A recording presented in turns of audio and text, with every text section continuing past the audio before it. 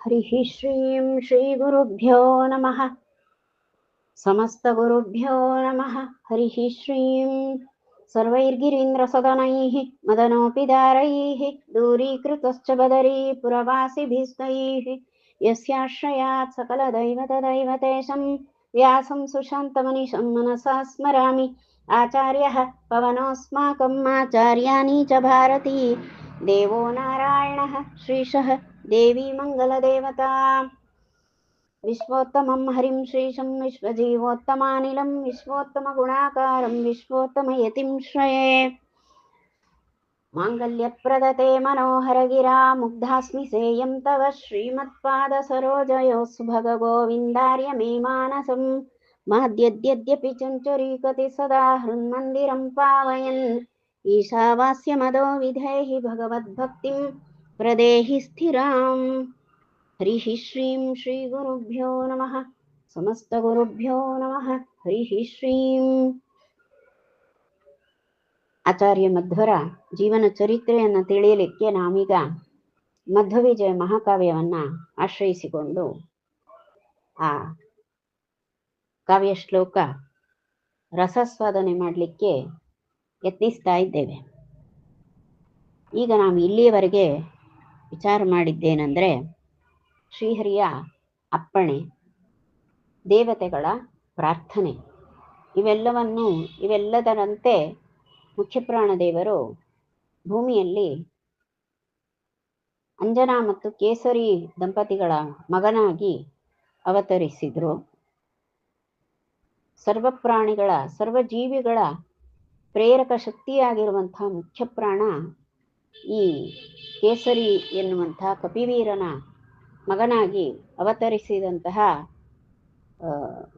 ಮಹನೀಯತ್ವ, ಅದು ಮಹನೀಯ ಘಟನೆ ಭೂಮಿಯಲ್ಲಿ ನಡೆಯಿತು. ಇಷ್ಟನ್ನು ನಾವು ವಿಚಾರ ಮಾಡಿದ್ದಾಗಿತ್ತು ಈ ಹಿಂದೆ. ಇನ್ನು ಕೆಲ ವಿಷಯಗಳೊಟ್ಟಿಗೆ ಇಷ್ಟು ಹನುಮದ ಅವತಾರ ನೋಡಿದ್ವಿ. ಈಗ ಆ ಕೇಸರಿ ಕಪಿವೀರನ ಮಗ, ಅವನ ಹೆಸರೆಂಥದ್ದು ಇತ್ಯಾದಿ ವಿಷಯ ನೋಡುವ. ಯೇ ಯೇ ಗುಣಾನಾಮ ಜಗತ್ ಪ್ರಸಿದ್ಧಾಃ ಯತೇಷು ತೇಷು ಸ್ಮ ನಿದರ್ಶಯಂತಿ ಸಾಕ್ಷಾನ್ ಮಹಾಭಾಗವತ ಪ್ರಬರ್ಹಂ ಶ್ರೀಮಂತಮೇನಂ ಹನುಮಂತಮಾಹುಃ ಎನ್ನುವಂಥದ್ದು 11ನೆಯ ಶ್ಲೋಕ. ಇದರಲ್ಲಿ ನಮಗೆ ಆ ಅಂಜನಾ ಕೇಸರಿ ದಂಪತಿಗಳ ಮಗನಾಗಿ ಅವತರಿಸಿದಂತಹ ಮುಖ್ಯಪ್ರಾಣದೇವರು ಶಿಶುರೂಪದಲ್ಲಿ ಇರುವಂಥದ್ದು. ಅಂತಹ ಆ ಶಿಶುವಿಗೆ ನಾಮಕರಣ ಮಾಡಬೇಕು. ಅದಕ್ಕೆ ಋಷಿಗಳು, ಕೇಸರಿ ದಂಪತಿಗಳು ಎಲ್ಲರೂ ಕೂಡ ಆಲೋಚಿಸಿ ಹನುಮಾನ್ ಎನ್ನುವ ಹೆಸರನ್ನು ಇಟ್ಟರು. ಹನುಮಾನ್ ಅಂತಲೂ ಹೇಳ್ಬೋದು, ಹನುಮಾನ್ ಅಂತಲೂ ಹೇಳ್ಬೋದು. ಎರಡೂ ರೀತಿಯಾಗೂ ಆ ಹೆಸರನ್ನು ಹೇಳುವಂಥದ್ದು. ಹೀಗೆ ಹನುಮಾನ್ ಅಥವಾ ಹನುಮಾನ್ ಎನ್ನುವಂತಹ ಹೆಸರನ್ನ ಈ ಕೇಸರಿ ಪುತ್ರನಿಗೆ ಈ ಹೆಸರನ್ನು ಇಟ್ಟಾಯಿತು. ಆ ಹೆಸರಿಗೆ ಬಹಳಷ್ಟು ಉತ್ತಮಾರ್ಥ ಉಂಟು. ಅತ್ಯಂತ ಅರ್ಥವತ್ತಾದಂತಹ ಈ ಕೇಸರಿ ಮಗನಿಗೆ ಸರಿಯಾಗಿ ಹೊಂದುವಂತಹ ಹೆಸರದು. ಮತ್ತೊಂದು ಹೆಸರು ಆಂಜನೇಯ ಅಂತಾರೆ. ಆಂಜನೇಯ ಅಂದ್ರೆ ಅಂಜನಾದೇವಿಯ ಮಗ ಅಂತ ಅರ್ಥ. ಅಂಜನಾ ಪುತ್ರನಾದ್ದರಿಂದ ಆಂಜನೇಯ ಅಂತ ಇನ್ನೊಂದು ಹೆಸರು. ಆಂಜನೇಯ ಅಂದ ಕೂಡಲೇ ಅಂಜನಾ ಪುತ್ರ ಅನ್ನೋ ಅರ್ಥ ಬರ್ತದೆ. ಇಂತಹ ಆಂಜನೇಯ ಇವನಿಗೆ ಹನುಮಾನ್ ಅಂತ ಯಾಕೆ ಹೆಸರು ಹೇಳಿದ್ರು ಅಂತ ಕೇಳಿದ್ರೆ, ಲೋಕದಲ್ಲಿ ಯೇ ಯೇ ಗುಣಾನಾಮ ಜಗತ್ ಪ್ರಸಿದ್ಧ, ಜಗತ್ತಿನಲ್ಲಿ ಪ್ರಸಿದ್ಧವಾದಂತಹ ಒಳ್ಳೆಯ ಗುಣಗಳು ಏನೇನು ಉಂಟೋ ಆ ಎಲ್ಲ ಒಳ್ಳೆಯ ಗುಣಗಳ ಮೂರ್ತ ರೂಪ ಯಾರು ಅಂದ್ರೆ ಇದೇ ಈ ಅಂಜನಾದೇವಿ ಮಗ. ಆಂಜನೇಯ ಅಂದ್ರೆ ಯಾರು? ಎಲ್ಲ ಗುಣಗಳಿಗೆ ಲೋಕದಲ್ಲಿ ಒಂದೋ ಎರಡೋ ಗುಣಗಳು ಎಲ್ಲರಲ್ಲೂ ಇರ್ತವೆ, ಉಳಿದ ದೋಷಗಳಿರ್ತವೆ. ಹನುಮಂತ ಹಾಗಲ್ಲ. ಲೋಕದಲ್ಲಿ ಪ್ರಸಿದ್ಧವಾದಂತಹ ಎಲ್ಲ ಒಳ್ಳೆಯ ಗುಣಗಳನ್ನು ಕೂಡ ಹೊಂದಿದವ ಯಾರೋ ಅವ. ಆದ್ದರಿಂದ ಆ ಎಲ್ಲ ಒಳ್ಳೆಯ ಗುಣಗಳನ್ನು ಹೊಂದಿದ್ದರಿಂದ ಹನುಮಾನ್ ಎನ್ನುವಂತಹ ಹೆಸರನ್ನ ಈ ಆಂಜನೇಯನಿಗಿಟ್ಟರು. ಇವನು ಸಾಕ್ಷಾತ್ ಮಹಾಭಾಗವತ ಪ್ರಬರ್ಹಂ ಅಂತಾರೆ. ಭಾಗವತ ಅನ್ನೋ ಪದಕ್ಕೆ ಭಗವತ್ ಸಂಬಂಧಿ, ಭಗವದ್ಭಕ್ತ ಅಂತ ಅರ್ಥ. ಭಾಗವತ ಪ್ರಬರ್ಹಂ ಅಂದ್ರೆ ಭಗವದ್ ಭಕ್ತೋತ್ತಮ ಅಂತ ಅರ್ಥ. ಹೀಗೆ ಭಗವದ್ ಭಕ್ತೋತ್ತಮನಾದಂತಹ ಹನುಮಂತನಿಗೆ, ಭಗವದ್ ಭಕ್ತೋತ್ತಮನಾದಂತಹ ಆಂಜನೇಯನಿಗೆ ಹನುಮಾನ್ ಅಂತ ಹೆಸರಾಯಿತು. ಹಾಗಾದ್ರೆ ಹನುಮಾನ್ ಅನ್ನುವ ಪದಕ್ಕೆ ಅರ್ಥ ಏನು ಅಂದ್ರೆ, ಹನು ಅಂದ್ರೆ ಕೆನ್ನೆ ಅಂತ ಅರ್ಥ.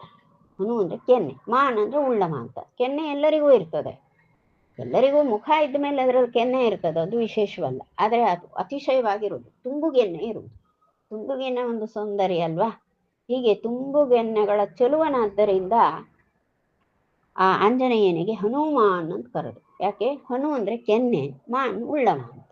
ತುಂಬುಗೆನ್ನೆಗಳನ್ನು ಉಳ್ಳಂತಹ ಚೆಲುವನಾದ್ದರಿಂದ ಹನುಮಾನ್ ಅಥವಾ ಹನುಮಾನ್ ಎನ್ನುವ ಹೆಸರು ಆಂಜನೇಯನಿಗಾಯಿತು. ಹಾಗೆಯೇ ಹನುಮಂತನಿಗೆ ಸುಂದರ ಅಂತಲೂ ಒಂದು ಹೆಸರಿದೆ, ಸುಂದರ ಅಂತಲೂ ಹೇಳಬಹುದು. ಹಾಗೆಯೇ ಹನು ಶಬ್ದಕ್ಕೆ ಮತ್ತೊಂದು ಅರ್ಥ. ಹನು ಅಂದ್ರೆ ಜ್ಞಾನ ಅಂತ ಅರ್ಥ. ಹನು ಮಾನ್ ಅಂದ್ರೆ ಜ್ಞಾನವಾನ್, ಜ್ಞಾನ ಉಳ್ಳಮ ಅಂತ ಅರ್ಥ. ಎಷ್ಟು ಜ್ಞಾನ? ನಮಗೆಲ್ಲ ಅಲ್ಪ ಸ್ವಲ್ಪ ಜ್ಞಾನ ಇರ್ತದೆ, ಹಾಗಲ್ಲ. ಸಂಪೂರ್ಣ ಜ್ಞಾನ ಉಳ್ಳವ, ಪೂರ್ಣ ಜ್ಞಾನ ಉಳ್ಳಮ, ಪೂರ್ಣ ಪ್ರಜ್ಞ, ಪೂರ್ಣ ಪ್ರಜ್ಞಾ ಅಥವಾ ಪೂರ್ಣ ಜ್ಞಾನ ಉಳ್ಳವನು ಯಾರೋ ಅವನಿಗೆ ಹನುಮಾನ್ ಅಂತ ಹೇಳುವಂಥದ್ದು. ಹಾಗಾಗಿ ಸರ್ವಜ್ಞನಾದ, ಪೂರ್ಣ ಜ್ಞಾನ ಉಳ್ಳಂತಹ, ಪೂರ್ಣ ಪ್ರಜ್ಞನಾದಂತಹ ಈ ಆಂಜನೇಯನಿಗೆ ಹನುಮಾನ್ ಅಂತ ಹೆಸರಿಟ್ಟು. ಹೀಗೆ ಹನುಮಾನ್ ಅಥವಾ ಹನುಮಾನ್ ಎನ್ನುವಂತಹ ನಾಮಕರಣವನ್ನ ನಮ್ಮ ಅಂಜನಾ ಪುತ್ರ ಇವನಿಗೆ ಈ ಹೆಸರನ್ನ ಇಟ್ಟದ್ದಾಯಿತು. ಇನ್ನು ಮುಂದೆ ವರ್ಣಿಸ್ತಾರೆ. ಕರ್ಮಾಣಿ ಕುರುವನ್ ಪರಮಾದ್ಭುತಾನಿ ಸಭಾಸು ದೈವೀಷು ಸಭಾಜಿತಾನಿ ಸುಗ್ರೀವಮಿತ್ರಂ ಸ ಜಗತ್ಪವಿತ್ರಂ ರಮಾಪತಿಂ ರಾಮತನುಂ ದದರ್ಶ. ಈ ಹನುಮಂತ, ಕನ್ನಡದಲ್ಲಿ ಹನುಮಂತ ಹೇಳ್ತೇವೆ, ಸಂಸ್ಕೃತದಲ್ಲಿ ಹನುಮಾನ್ ಅಥವಾ ಹನುಮಾನ್ ಅಂತಲೇ ಹೇಳಬೇಕು. ಈ ಹನುಮಾನ್ ಏನ್ ಮಾಡಿದ? ಇವನು ಅದ್ಭುತವಾದ ಕಾರ್ಯಗಳನ್ನು ಮಾಡಿದ್ದಾನೆ. ಲೋಕದಲ್ಲಿ ಪರಮಾದ್ಭುತವಾದಂತಹ ಕಾರ್ಯಗಳನ್ನು, ಲೀಲೆಗಳನ್ನು ತೋರಿದವ ಈ ಹನುಮಂತ. ಈ ಹನುಮಂತನ ಲೋಕೋತ್ತರವಾದಂತಹ ಮಹನೀಯವಾದ ಪರಮಾಶ್ಚರ್ಯಕರವಾದಂತಹ ಲೀಲೆಗಳು ಏನುಂಟೋ ಅವುಗಳನ್ನ ಸ್ವರ್ಗಲೋಕದಲ್ಲಿ ದೇವತೆಗಳು ಕೂಡ ಹಾಡಿ ಹೊಗಳ್ತಾರೆ. ಇಂತಹ ದೇವತೆಗಳೇ ಸ್ವರ್ಗಾದಿ ದೇವಲೋಕಗಳಲ್ಲಿ ಹಾಡಿ ಹೊಗಳಲ್ಪಡುವಂತಹ ಮಹಾಮಹಿಮೆ ಉಳ್ಳವ ಹನುಮಂತ. ಇಂತಹ ಹನುಮಂತ ರಾಮದದರ್ಶ, ಶ್ರೀಹರಿಯ ಅವತಾರ ರೂಪನಾದಂತಹ ರಾಮನನ್ನು ಕಂಡ. ರಾಮ ರೂಪವನ್ನ ದದರ್ಶ ಕಂಡ ಅಂತ ಅರ್ಥ. ಹೌದಾ? ಹಾಗಾದ್ರೆ ರಾಮ ಹೇಗಿದ್ದ? ರಾಮತನು ಅಂದ್ರೆ ರಾಮ ರೂಪವನ್ನು ಕಂಡ. ಆ ರಾಮ ರೂಪಕ್ಕೆ ವಿಶೇಷಣಗಳನ್ನು ಕೊಡ್ತಾರೆ. ರಾಮರೂಪ ಅಂದ್ರೆ ಏನು? ಸುಗ್ರೀವ ಮಿತ್ರಂ, ಸುಗ್ರೀವನಿಗೆ ಮಿತ್ರ ರಾಮ. ಮತ್ತು ಸಜಗತ್ಪವಿತ್ರಂ, ಜಗತ್ಪವಿತ್ರಂ, ಜಗತ್ತಿಗೆ ಪಾವಿತ್ರ್ಯವನ್ನು ಕೊಡುವಂಥವ ಅಥವಾ ಜಗತ್ತಿನಲ್ಲಿ ಪವಿತ್ರತಮನಾದವನು ರಾಮ. ಇಂತಹ ಮತ್ತು ರಮಾಪತಿ, ರಮಾದೇವಿಯ ಪತಿ. ಹೀಗೆ ರಮಾಪತಿಯಾದಂತಹ ಶ್ರೀಹರಿ ಜಗತ್ಪವಿತ್ರನಾದವನು. ಇಂತಹ ಶ್ರೀಹರಿಯ ರಾಮರೂಪವನ್ನು ದದರ್ಶ ಹನುಮಂತ ಕಂಡ. ಈ ರಾಮರೂಪದಿಂದ ಪರಮಾತ್ಮ ಸುಗ್ರೀವ ಮಿತ್ರನೂ ಆದ. ಸುಗ್ರೀವನಿಗೆ ಮಿತ್ರನಾಗುವಂಥದ್ದು ಮುಂದಿನ ವಿಷಯ. ಈಗ ರಾಮರೂಪವನ್ನು, ಭಗವಂತನ ರಾಮರೂಪವನ್ನು ಕಾಣ್ತಾನೆ. ಇವನು ರಾಮ ಮತ್ಯಾರೋ ಅಲ್ಲ, ರಮಾಪತಿಯಾದಂತಹ ಶ್ರೀಹರಿಯೇ ರಾಮರೂಪದಿಂದ ಲೋಕದಲ್ಲಿ ಇರುವಮ. ಇಂಥ ರಾಮನನ್ನು ಕಂಡ ನಂತರದಲ್ಲಿ ನಡೆದದ್ದೇನು ಅಂದ್ರೆ ಸುಗ್ರೀವನೊಟ್ಟಿಗೆ ಮೈತ್ರಿ. ಹಾಗಾಗಿ ಈಗಾಗಲೇ ಸುಗ್ರೀವ ಮಿತ್ರಂ ಅಂತ ಹೇಳಿಬಿಡ್ತಾರೆ. ರಾಮನನ್ನ ಕಂಡ ಕೂಡಲೇ ಹನುಮಂತ ಮಾಡಿದ ಕೆಲಸ ಏನು? ನಮಸ್ಕಾರ. ಹಿರಿಯರನ್ನು ಕಂಡ ಕೂಡಲೇ ಅಷ್ಟು ಭಕ್ತ್ಯುದ್ರೇಕದಿಂದ ಹನುಮಂತ ರಾಮನ ಪಾದಕಮಲಗಳಲ್ಲಿ ಬಿದ್ದು ನಮಸ್ಕಾರ ಮಾಡ್ತಾನೆ. ನಾವು ಕೂಡ ನಮಸ್ಕಾರ ಮಾಡ್ತೇವೆ. ಅದೇನು ಅಂದ್ರೆ ದೇಹ ಮಾತ್ರ ಬಾಗಿಸ್ತೇವೆ, ಮನಸ್ಸು ಬಾಗುವುದೇ ಇಲ್ಲ. ಮನಸ್ಸು ಸೊಕ್ಕಿ ನಿಲ್ತದೆ, ದೇಹವನ್ನು ಮಾತ್ರ ಅದು ಒಂದು ಸಂಪ್ರದಾಯದಂತೆ ನಾವು ಬಾಗಿ ನಮಸ್ಕಾರ ಮಾಡ್ತೇವೆ. ಮನೆ ಪದ್ಧತಿ ಅಲ್ಲ, ದೇವರಿಗೆ ನಮಸ್ಕಾರ ಮಾಡ್ಬೇಕು, ಆಯ್ತು ಮಾಡಿದ. ಆದರೆ ಮನಸ್ಸು ಬಾಗಿತಾ ಇಲ್ಲ, ಮನಸ್ಸು ಬಾಗಿರುವುದಿಲ್ಲ. ಇದೆಲ್ಲ ನಮ್ಮ ಸ್ಥಿತಿ. ಆದರೆ ಹನುಮಂತ ಹಾಗಲ್ಲ. ಪಾದಾರವಿಂದ ಪ್ರಣತೋ ಹರೀಂದ್ರ ತದಾ ಮಹಾಭಕ್ತಿಭರಾಭಿನುಹ. ಆ ರಾಮನ ಪಾದಕಮಲಗಳಲ್ಲಿ ಕಪಿವೀರನಾದಂತಹ ಹನುಮಂತ ಮಹಾಭಕ್ತಿ ಭಾರದಿಂದ ಬಾಗಿ ನಮಸ್ಕಾರ ಮಾಡಿದ. ನಮಸ್ಕಾರ ಮಾಡುವಾಗ ದೇಹ ಬಾಗ್ತದೆ. ಈ ಕಪಿವೀರನಾದ ಹನುಮಂತನು ಕೂಡ ತನ್ನ ಮೈಬಾಗಿಸಿ ಆ ರಾಮನ ಪಾದಕಮಲಗಳಿಗೆ ಬಾಗಿ ನಮಸ್ಕಾರ ಮಾಡಿದ. ಆ ಬಾಗುವಾಗ ಆ ಬಾಗುವಿಕೆಗೆ ಕಾರಣ ಏನು ಅಂದರೆ ಮಹಾಭಕ್ತಿಯಿಂದ, ಮಹಾಭಕ್ತಿ ಭಾರದಿಂದ ಆ ಹನುಮಂತ ತನ್ನ ತಲೆಯನ್ನ ಮೈಯನ್ನ ಬಾಗಿಸಿ ಆ ರಾಮನ ಪಾದಕಮಲಗಳಲ್ಲಿ ತನ್ನ ನಮನಗಳನ್ನ ಸಲ್ಲಿಸ್ತಾನೆ. ಅಗ್ರಾಹಿ ಪದ್ಮೋದರ ಸುಂದರಭ್ಯಾಂ ದುರ್ಭ್ಯಾಂ ಪುರಾಣೇನ ಸಪೂರುಷೇಣ. ಹೀಗೆ ಬಾಗಿದಂತಹ, ತನ್ನ ಪಾದಗಳಲ್ಲಿ ಭಕ್ತಿಭಾವದಿಂದ ಬಾಗಿದಂತಹ ಹನುಮಂತನನ್ನು ಕಂಡು ರಾಮ ಹೇಗೆ ಪ್ರತಿಕ್ರಿಯೆ ಕೊಟ್ಟ ಅಂದರೆ, ರಾಮ ಭಕ್ತಪ್ರಿಯ, ಭಕ್ತವತ್ಸಲ. ಹೀಗಾಗಿ ವಾತ್ಸಲ್ಯಪೂರ್ಣನಾಗಿ ತನ್ನ ಮಹಾಭಕ್ತನಾಗಿರುವಂತಹ, ತನ್ನನ್ನು ಭಕ್ತಿಭಾವದಿಂದ ತನ್ನ ಪಾದಗಳಲ್ಲಿ ಶರಣಾಗಿ ನಮಸ್ಕಾರ ಮಾಡ್ತಾ ಇರುವಂತಹ ಈ ಹನುಮಂತನನ್ನು ತನ್ನ ಎರಡೂ ತೋಳುಗಳಿಂದ, ತನ್ನೆರಡೂ ಕೈಗಳಿಂದ ಹನುಮಂತನನ್ನು ಮೇಲೆತ್ತಿದ. ಹಾಗೆ ಸಪುರುಷೇಣ ಪುರಾಣೇನ ಪುರುಷೇಣ. ಹೀಗೆ ಆ ರಾಮ ಯಾರವನು? ಪುರಾಣ ಪುರುಷ. ಪುರಾಣ ಅಂದ್ರೆ ಹಳೆಯವ ಅಂತ. ಪುರಾಣ ಪುರುಷ, ಪುರುಷ ರೂಪದಿಂದಲೇ ಇರುವಂಥವನು ಅಂತ ಎಲ್ಲಿಯವರೆಗೆ ಇದು ವೇದಾಂತ ತತ್ವವನ್ನೇ ಹೇಳ್ತಾರೆ. ಇಲ್ಲಿ ಪುರುಷ ರೂಪದಿಂದ ಪರಮಾತ್ಮ ಆದಿಪುರುಷನಾಗಿದ್ದಾನೆ. ಯಾವುದಕ್ಕೆ ಆದಿ? ಪುರಾಣ ಅಂದ್ರೆ ಆದಿ ಅಂತ, ಆದಿಪುರುಷ ಅಂತ. ಪುರಾಣ ಪುರುಷ ಅಂದ್ರೆ ಆದಿಪುರುಷ. ಯಾವುದಕ್ಕೆ ಆದಿ ಅಂದ್ರೆ ಮೊದಲು. ಹಳೆಯವ ಅಂದ್ರೆ ಎಷ್ಟು ಹಳೆಯದು? ಎಲ್ಲಕ್ಕೂ ಹಳೆಯವ ಅಂತ ಅರ್ಥ. ಅಂದ್ರೆ ಈ ಸೃಷ್ಟಿ ಆಗುವ ಆದಿ, ಸೃಷ್ಟಿಗೆ ಮೊದಲಿದ್ದಂಥವನು ಈ ರಾಮ. ಹಾಗಾಗಿ ಸೃಷ್ಟಿಯನ್ನೇ, ಬ್ರಹ್ಮಾಂಡದ ಸೃಷ್ಟಿಯನ್ನೇ ಮಾಡಿದವ ರಾಮ. ಇಂತಹ ಆದಿಪುರುಷನಾದಂತಹ ಶ್ರೀರಾಮ ತನ್ನ ನೀಳವಾದಂತಹ ತೋಳುಗಳಿಂದ, ಅಂದ್ರೆ ಕಮಲದ ಮಧ್ಯಭಾಗ ಉಂಟಲ್ಲ, ಆ ರೀತಿಯ ಕೋಮಲವಾದ ಅತ್ಯಂತ ಸುಂದರವಾದಂತಹ ತನ್ನ ತೋಳುಗಳಿಂದ ಈ ಹನುಮಂತನನ್ನು ಮೇಲೆತ್ತಿದ.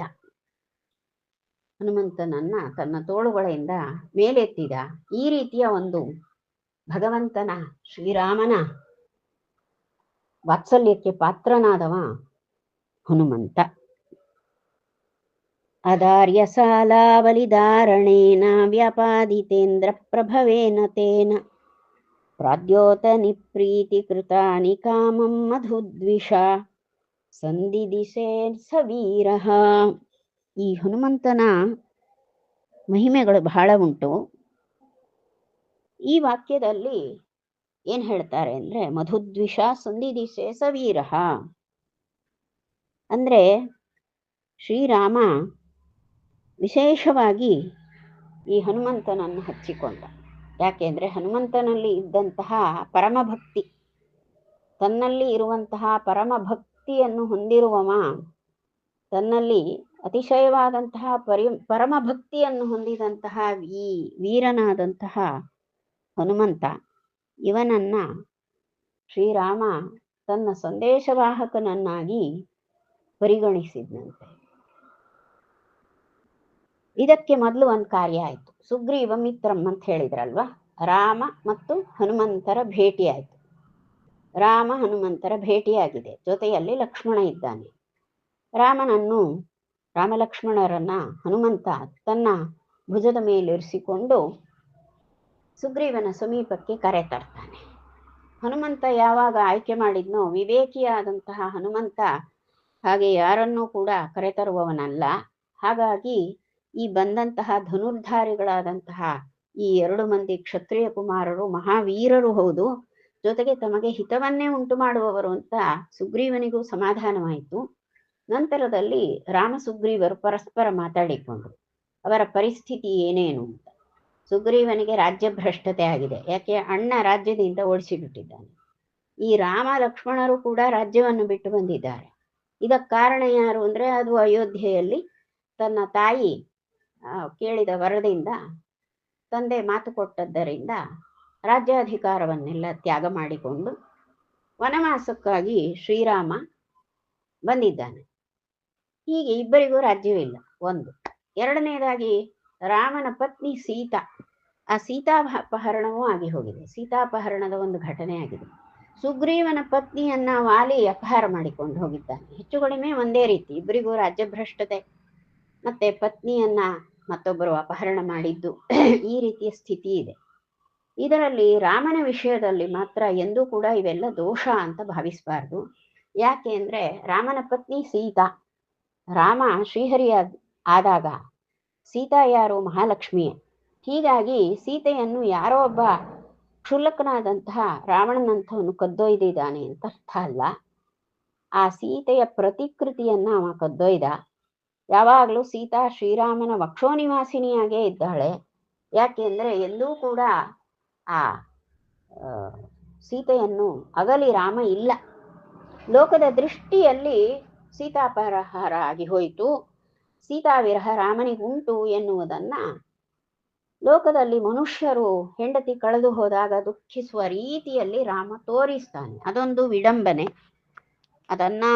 ಆ ವಿಡಂಬನೆಯನ್ನು ಉಪಯೋಗಿಸಿಕೊಂಡು ಯಾರಾದರೂ ದುರಾತ್ಮರು ದುಷ್ಟವಾದ ಆಲೋಚನೆಯನ್ನು ಕೂಡ ಮಾಡಬಹುದು. ಸೀತಾರಾಮರ ವಿಯೋಗ ಆಗಿದೆ ಅಂತ ಭಾವಿಸಬಹುದು. ಇದು ಲೋಕ ವಿಡಂಬನೆಯೂ ಹೌದು, ದುಷ್ಟರಿಗೆ ಒಂದು ಮೋಹನ, ದುರಾತ್ಮರಿಗೆ ಮೋಹನ ಮಾಡಲಿಕ್ಕೆ, ಸಂಮೋಹನ ಮಾಡಲಿಕ್ಕೆ ಈ ರೀತಿಯ ಕಾರ್ಯವನ್ನ ರಾಮ ಮಾಡುವುದುಂಟು. ಅಂಥದ್ದೇ ಇದು. ಈಗ ಏನಾಯ್ತು, ಸುಗ್ರೀವ ತನ್ನ ವೈರಿಯಾಗಿರುವವನು ತನ್ನ ಅಣ್ಣನೇ, ತನ್ನ ವೈರಿಯಾಗಿರುವಂತಹ ಅಣ್ಣನ ಸಂಹಾರ ಆದರೆ ಮಾತ್ರ ತನಗೆ ರಾಜ್ಯ ಸಿಕ್ಕೀತು ಅಂತ ಹೇಳಿದ. ರಾಮ ಅವರಿಬ್ಬರ ದ್ವಂದ್ವ ಯುದ್ಧಕ್ಕೆ ಏರ್ಪಾಡು ಮಾಡಿಕೊಳ್ಳು, ಆ ನಂತರದಲ್ಲಿ ತಾನು ನಿನ್ನ ಆ ವಾಲಿಯ ವಧೆಯನ್ನು ಮಾಡುವಂಥದ್ದು ಅಂತ ಹೇಳಿ ಅದೇ ರೀತಿ ವಾಲಿ ವಧೆಯನ್ನು ಮಾಡಲಿಕ್ಕೆ ಮಾತು ಕೊಟ್ಟ. ವಾಲಿ ಮಹಾಪರಾಕ್ರಮಿ. ಒಮ್ಮೆಲೆ ಸುಗ್ರೀವನಿಗೆ ರಾಮನ ಮೇಲೆ ವಿಶ್ವಾಸ ಉಂಟಾಗಲಿಲ್ಲ. ಯಾಕೆ ಅಂದ್ರೆ ಮಹಾವೀರಾಮ, ಇವರಿಬ್ಬರು ಕ್ಷತ್ರಿಯ ಕುಮಾರರು, ರಾಮಲಕ್ಷ್ಮಣರು. ಈ ರಾಮನಿಗೆ ಸಾಮರ್ಥ್ಯ ಉಂಟಾ ವಾಲಿ ವಧೆ ಮಾಡಲಿಕ್ಕೆ? ಪ್ರಶ್ನೆ ಅದು. ಅದಕ್ಕಾಗಿ ಸುಗ್ರೀವ ತೋರಿದ್ನಂತೆ, ನೋಡು ಇಲ್ಲಿ 7 ತಾಳವೃಕ್ಷಗಳು ಉಂಟು. ಈ ತಾಳ ವೃಕ್ಷದಲ್ಲಿ ಒಂದೇ ಒಂದು ಸಣ್ಣ ಸಣ್ಣ ಭಾಗವನ್ನು ಅಲುಗಾಡಿಸ್ಲಿಕ್ಕೆ ವಾಲಿಗೆ ಸಾಧ್ಯ ಇಲ್ಲ. ಇಂತಹ ಈ ಸಾಲ ವೃಕ್ಷಗಳನ್ನ ನೀನೇನಾದ್ರೂ ಕತ್ತರಿಸಿದ್ರೆ ನಿನ್ನ ಬಾಣಗಳಿಂದ, ಆಗ ನಿನಗೆ ವಾಲಿ ವಧೆ ಮಾಡಲಿಕ್ಕೆ ಸಾಮರ್ಥ್ಯ ಇದೆ ಅಂತ ನಾನು ತಿಳಿಯುತ್ತೇನೆ. ನಿನ್ನ ಶೌರ್ಯ ಪರೀಕ್ಷೆ ಇದು ಅಂತ ಸುಗ್ರೀವ ಹೇಳಿದ. ಸುಗ್ರೀವ ರಾಜ ಹೌದಾ? ಈಗ ಅವನು ವಾಲಿ ರಾಜನಾದ್ರೂ ಮುಂದೆ ಆ ಕಪಿರಾಜ್ಯಕ್ಕೆ ರಾಜನಾಗುವವನು. ರಾಮ ಕ್ಷತ್ರಿಯ ರಾಜ. ಕ್ಷತ್ರಿಯರು ಎಂದೂ ಕೂಡ ಸ್ಪರ್ಧೆಗೆಲ್ಲ ಹೆದರುವವರಲ್ಲ. ಆಯ್ತು, ಯಾರಾದರೂ ಸ್ಪರ್ಧೆ ಹೇಳಿದ್ರೆ ತಕ್ಷಣ ಭಾಗವಹಿಸ್ತಾರೆ. ಹೀಗಾಗಿ ರಾಮ ತನ್ನ ಕ್ಷತ್ರಿಯ ಧರ್ಮಾನುಸಾರವಾಗಿ ಒಂದು ಬಾಣ ಪ್ರಯೋಗ ಮಾಡಿ ಒಂದೇ ಬಾಣದಿಂದ ಒಮ್ಮೆಲೆ 7 ತಾಳವೃಕ್ಷಗಳನ್ನ ಕತ್ತರಿಸಿಯೇ ಬಿಟ್ಬಿಟ್ಟ. ಅತ್ಯಾಶ್ಚರ್ಯವಾಯಿತು ಸುಗ್ರೀವನಿಗೆ. ಇನ್ನು ವಾಲಿವಧ ಮಾಡಲಿಕ್ಕೆ ರಾಮನಿಗೆ ಸಾಮರ್ಥ್ಯ ಇದೆ ಅಂತ ತೀರ್ಮಾನ ಆಯಿತು. ಅಲ್ಲ, ಸುಖಾಸುಮ್ಮನೆ ಇವ್ರ ಮಾತಿನ ನಡುವೆ ಯಾವುದೋ 7 ವೃಕ್ಷಗಳನ್ನ ಯಾಕೆ ಸುಗ್ರೀವ ಕಡಿಸಿದ, ರಾಮನಾದ್ರೂ ಯಾಕೆ ಕಡಿದ ಅಂತ ಒಂದು ಪ್ರಶ್ನೆ. ಅದು ವೃಕ್ಷವನ್ನ ಕಡಿಯುವುದು ದೋಷವೇ, ಕಡಿಯುವುದಲ್ಲ. ಆದರೆ ಆ ತಾಳವೃಕ್ಷಗಳ ರೂಪದಲ್ಲಿ 7 ಜನ ರಕ್ಕಸರಿದ್ರಲ್ಲಿ. 7 ಜನ ರಕ್ಕಸರು 7 ತಾಳವೃಕ್ಷಗಳ ರೂಪದಲ್ಲಿ ಅಲ್ಲಿದ್ರು. ಹಾಗಾಗಿ ರಾಮ ರಾಕ್ಷಸ ವಧೆ ಮಾಡ್ಬೇಕಲ್ಲ, ಭೂಭಾರ ಇಳಿಸ್ಬೇಕು. ಅದಕ್ಕಾಗಿ ಹರಿ ರಾಮರೂಪದಲ್ಲಿ ಅವತರಿಸಿ ಬಂದದ್ದು. ಹಾಗಾಗಿ ಕೂಡಲೇ ಬಾಣ ಪ್ರಯೋಗ ಮಾಡಿ ಒಂದೇ ಬಾಣದಿಂದ 7 ತಾಳವೃಕ್ಷಗಳನ್ನೆಲ್ಲ ಕಡಿದು ಹಾಕಿ ಒಂದು ದುಷ್ಟ ನಿಗ್ರಹ ಕಾರ್ಯವನ್ನ ಮಾಡಿದ. ಭೂಮಿಯ ಭಾರ ಹರಣ ಮಾಡಿದ. ಆ ನಂತರದಲ್ಲಿ ವಾಲಿ ವಧೆ ಆಯಿತು. ಆ ವಾಲಿ ವಧೆ ಆದಮೇಲೆ ಅದು ಇಂದ್ರಪ್ರಭವೇನ ಅಂತ ಹೇಳ್ತಾರೆ. ಇಂದ್ರಪ್ರಭವ ಅಂದ್ರೆ ಇಂದ್ರಸುತ ಅಂತ. ಇಂದ್ರನ ಅಂಶದಿಂದ ಇಂದ್ರನ ಮಗನಾಗಿ ಹುಟ್ಟಿದಂತಹ ವಾಲಿಯನ್ನ ಶ್ರೀರಾಮ ವಧೆ ಮಾಡಿಬಿಟ್ಟ. ಈ ರೀತಿಯಾಗಿ ಆ ಸುಗ್ರೀವನಿಗೆ ನಿಷ್ಕಂಟಕ ಆಯಿತು ಕಪಿರಾಜ್ಯ. ನಂತರದಲ್ಲಿ ರಾಜನಾದವನು ಯಾರು? ಕಪಿರಾಜ್ಯದ ಆಧಿಪತ್ಯ ಮಾಡಿದವನು ಇದೇ ಸುಗ್ರೀವ. ಸುಗ್ರೀವ ಯಾರು ಅಂದ್ರೆ ಪ್ರಾದ್ಯೋತನಿ ಅಂತಾರೆ. ಪ್ರಾದ್ಯೋತನಿ ಅಂದ್ರೆ, ಪ್ರದ್ಯೋತನ ಅಂದ್ರೆ ಸೂರ್ಯ, ಸೂರ್ಯನ ಮಗ. ಪ್ರದ್ಯೋತನನ ಮಗ ಪ್ರಾದ್ಯೋತನಿ. ಹೀಗೆ ಸೂರ್ಯಾಂಶ ಸಂಭೂತನಾದಂತಹ ಸುಗ್ರೀವನಿಗೆ ಪ್ರಾದ್ಯೋತನಿ ಅಂತ ಹೇಳ್ತಾರೆ.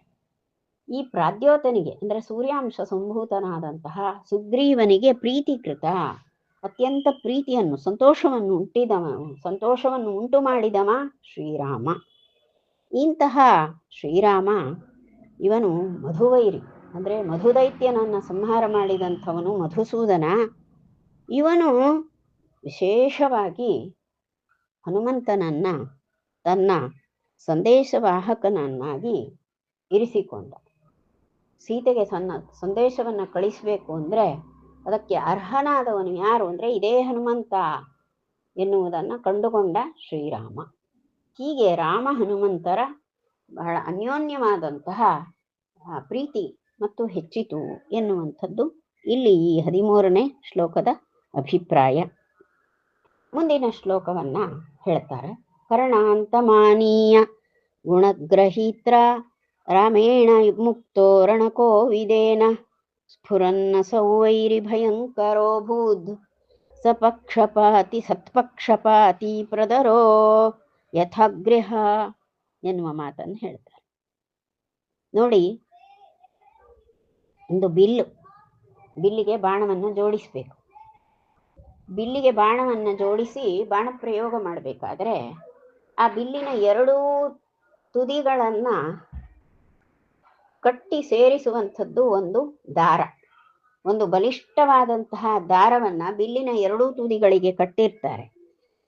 ಆ ದಾರವನ್ನ ಹಿಂದೆಳೆದು ಕಿವಿಯವರೆಗೆ ಎಳೆದು ಬಾಣವನ್ನ ಬಿಲ್ಲಿಗೆ ಜೋಡಿಸಿ ಬಾಣವನ್ನ ಗುರಿಯತ್ತ ಪ್ರಯೋಗ ಮಾಡ್ತಾರೆ. ಯಾರು? ಯುದ್ಧ ಬಲ್ಲವರು. ಇಲ್ಲಿ ರಾಮನ ಕೈಯಲ್ಲಿ ಬಾಣ ಉಂಟು, ಬಾಣ ಉಂಟು, ಬಿಲ್ಲುಂಟು. ಆ ಬಿಲ್ಲಿನ ಎರಡೂ ತುದಿಗಳಿಗೆ ರಾಮ ಅದೇ ರೀತಿಯಾಗಿ ಆ ದಾರವನ್ನ ಎಳೆದು ತನ್ನ ಕಿವಿಯವರೆಗೆ ಎಳೆದು ಬಾಣ ಪ್ರಯೋಗ ಮಾಡ್ತಾನೆ. ಯಾಕೆ ಅಂದ್ರೆ ರಣಕೋವಿದೇನು, ಯುದ್ಧ ನಿಪುಣನಾದಂತಹ ರಾಮ, ಯುದ್ಧ ವಿಶಾರದನಾದ ರಾಮ ಈ ರೀತಿ ಮಾಡ್ತಾನೆ. ಯುದ್ಧ ವಿಶಾರದನಾದ ರಾಮ ಹೀಗೆ ಬಾಣ ಪ್ರಯೋಗ ಮಾಡುವಂಥದ್ದಿದೆ. ಅದು ಆ ಗುರಿಗೆ ಸರಿಯಾಗಿ ಹೋಗಿ ಆ ಬಾಣ ಹೋಗಿ ಆ ವೈರಿಗಳಿಗೆಲ್ಲ ಭಯವನ್ನು ಉಂಟು ಮಾಡ್ತದೆ. ಇಂತಹ ಬಾಣ ಅದು ಬಹಳ ಹೊಳೆತಾ ವೈರಿಗಳಿಗೆ ಭಯವನ್ನು ಉಂಟು ಮಾಡ್ತದೆ. ಇದು ಒಂದರ್ಥ. ಇಲ್ಲಿ ಗುಣಶಬ್ದಕ್ಕೆ ದಾರ ಅಂತ ಅರ್ಥ. ಗುಣಶಬ್ದಕ್ಕೆ 3 ಅರ್ಥಗಳುಂಟು. ಗುಣ ಅನ್ನೋ ಶಬ್ದಕ್ಕೆ ಒಂದು ಒಳ್ಳೆಯ ಗುಣ ಅಂತ ಅರ್ಥ, ಎರಡನೆಯದು ದಾರ ಅಂತ ಅರ್ಥ, ಮೂರನೇದು ದಾರ ಅಥವಾ ಬಳ್ಳಿ. ಮೂರನೇ ಅರ್ಥ ಗುಣ ಅಂದ್ರೆ ಅಮುಖ್ಯ ಅನ್ನೋ ಅರ್ಥ. ಇಲ್ಲಿ 2 ಅರ್ಥವನ್ನು ತಗೊಳ್ಬೋದು. ಯಾವುದು? ಗುಣ ಅಂದ್ರೆ ಇಲ್ಲಿ ನಾವು ಗುಣ ಅಂದ್ರೆ ಒಳ್ಳೆಯ ಗುಣ ಅನ್ನೋ ಒಂದರ್ಥ, ಎರಡನೇದು ದಾರ ಎನ್ನುವ ಅರ್ಥ, ಅಂದ್ರೆ ಬಿಲ್ಲಿನ 2 ತುದಿಗಳನ್ನು ಕಟ್ಟಿರುವಂತಹ ಬಳ್ಳಿ ಎನ್ನುವ ಅರ್ಥ. ಈಗ ಗುಣವನ್ನ ಗ್ರಹಣ ಮಾಡುವಂಥವ ರಾಮ, ಒಳ್ಳೆಯ ಗುಣ ಅಂತ ಅರ್ಥ. ಈಗ ಮತ್ತೊಂದು ಅರ್ಥ ಹೇಳ್ತಿದ್ದೇನೆ. ಏನಿದು ಅಂದ್ರೆ ಒಳ್ಳೆಯ ಗುಣವನ್ನು ಗ್ರಹಣ ಮಾಡುವುದರಲ್ಲಿ ನಿಸ್ಸೀಮ ರಾಮ ಬಹಳ ಬೇಗ ಮತ್ತೊಬ್ಬರ ಒಳ್ಳೆಯ ಗುಣವನ್ನ ಗುರುತಿಸ್ತಿದ್ದ. ಹೀಗೆ ಈ ಹನುಮಂತನ ಒಳ್ಳೆಯ ಗುಣಗಳನ್ನೆಲ್ಲ ಗ್ರಹಣ ಮಾಡಿದಂಥವನು ರಾಮ. ಈ ರಾಮ ಯುದ್ಧದಲ್ಲಿ ಮಹಾವಿಶಾರದ. ಇಂತಹ ರಾಮ ಕರ್ಣ ಅಂತ ಮಾನೀಯ, ಯಾರನ್ನ ಬಾಣವನ್ನ ಹೇಗೆ ಕಿವಿಯವರೆಗೆ ಎಳೆದು ಆ ಗುಣವನ್ನ ಕಿವಿಯವರೆಗೆ ಅಂದ್ರೆ ಬಳ್ಳಿಯನ್ನ ಕಿವಿಯವರೆಗೆ ಎಳೆದು ಬಾಣವನ್ನ ಕಿವಿಯ ಬದಿಯಿಂದ ಹೇಗೆ ಹಿಂದೆಳೆದು ಮುಂದೆ ಬಿಡ್ತಾರೋ ಬಾಣ ಪ್ರಯೋಗ ಮಾಡುವವರು, ಆ ರೀತಿಯಾಗಿ ಕರ್ಣದ ಸಮೀಪ ಅಂದ್ರೆ ಕಿವಿಯ ಕೊನೆಯವರೆಗೆ ಆ ಬಾಣವನ್ನ ಆ ಬಿಲ್ಲಿಗೆ ಕಟ್ಟಿದ ಆ ದಾರವನ್ನ ಎಳೆದು ಮತ್ತೆ ಬಾಣ ಪ್ರಯೋಗ ಮಾಡ್ತಾರಲ್ಲ, ಅದೇ ರೀತಿಯಾಗಿ ಹನುಮಂತನ ಎಲ್ಲ ಒಳ್ಳೆಯ ಗುಣಗಳನ್ನು ಚೆನ್ನಾಗಿ ಗ್ರಹಣ ಮಾಡಿದಂತಹ ಶ್ರೀರಾಮ, ಗುಣಗ್ರಹಣ ಮಾಡುವಂತಹ ಶ್ರೀರಾಮ ಈ ಹನುಮಂತನ ಒಳ್ಳೆಯ ಗುಣಗಳನ್ನೆಲ್ಲ ಗುರುತಿಸಿ ಹನುಮಂತನನ್ನು ಕಿವಿಯವರೆಗೆ ಕರೆದನಂತೆ. ಸಮೀಪಕ್ಕೆ ಕರೆದು ತನ್ನ ಮುಖದ ಬಳಿ ಹನುಮಂತನನ್ನ ಉಳಿಸಿಕೊಂಡು ತನ್ನ ಮುಖದಿಂದ ಆ ಹನುಮಂತನ ಕಿವಿಯಲ್ಲಿ ಒಂದಷ್ಟು ಮಾತಾಡಿದ, ಆಪ್ತವಾಗಿ ಮಾತಾಡಿದ. ಸಮೀಪಕ್ಕೆ ಕರೆದು ಹನುಮಂತನ ಕಿವಿಯಲ್ಲಿಯೇ ರಹಸ್ಯವಾಗಿ ಕೆಲವು ಮಾತುಗಳನ್ನಾಡಿದ. ಹಾಗೆ ಮಾತಾಡಿದಾಗ ಬಾಣ ಹೇಗೆ, ಆ ಬಾಣ ಬಿಡುವ ಇದ್ದಾನಲ್ಲ, ಬಿಲ್ಲುಗಾರನ ಕೈಯಿಂದ ಹೊರಟಂತಹ ಆ ಬಾಣ ಹೇಗೆ ವೈರಿಗಳನ್ನ ಹೆದರಿಸಿ ಹೊಳೆತಾ ಹೇಗೆ ವೈರಿಗಳನ್ನ ಭಯಪಡಿಸ್ತದೆಯೋ, ಅದೇ ರೀತಿ ರಾಮನ ಸಮೀಪಕ್ಕೆ ಬಂದು ರಾಮನ ಆಪ್ತ ವಾಕ್ಯಗಳನ್ನ, ರಹಸ್ಯ ವಾಕ್ಯಗಳನ್ನೆಲ್ಲ ಕೇಳಿದಂತಹ ಹನುಮಂತ ಅವ ಈಗ ಅತ್ಯಂತ ಪ್ರಕಾಶಮಾನನಾಗಿ, ಸ್ಫುರನ್ ಅಂದ್ರೆ ಹೊಳೆತಾ ಇರುವಂತಹ ಹನುಮಂತ ಅವನು ಬಾಣದ ಹಾಗೆ ಆ ರಾಮನ ಸಂದೇಶವನ್ನ ಹೊತ್ತು ಅವನು ಮುಂದೆ ನಡೆದ.